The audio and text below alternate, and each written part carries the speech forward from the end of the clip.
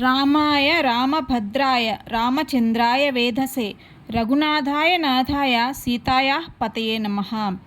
అయోధ్య నగరంలో ఒకే శ్రీరాముణ్ణి ఒక్కొక్కరు ఒక్కొక్క పేరుతో పిలుస్తూ ఆరాధిస్తున్నారు.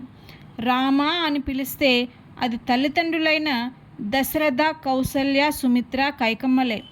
రామభద్ర అంటే లోకానికి క్షేమం కలిగించేవాడు అనే అర్థంలో దశరథుడి మంత్రులైన దృష్టి, జయంత, విజయ, సిద్ధార్థ, అశోక, అర్ధపాల, అర్ధసాధక, మంత్రపాల, సుమంత్రులు పిలుస్తారు.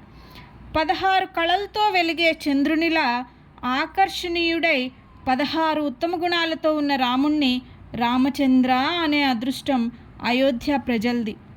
శ్రీరాముడు నిజంగా దేవుడని తెలుసున్న మహర్షులు వశిష్ఠ, వామదేవ, జాబాలి, కశ్యప, సుమయజ్ఞులు. హే వేదః అంటే పరబ్రహ్మస్వరూప అని అర్థం. అలా సంబోధిస్తారు వాళ్ళు.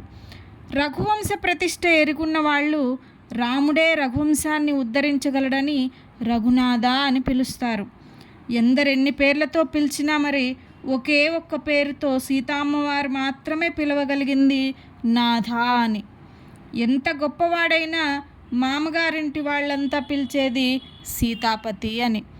ఇలాంటి రామునికి నమస్కారమని ఈ శ్లోకం భావం. జై శ్రీరామ్.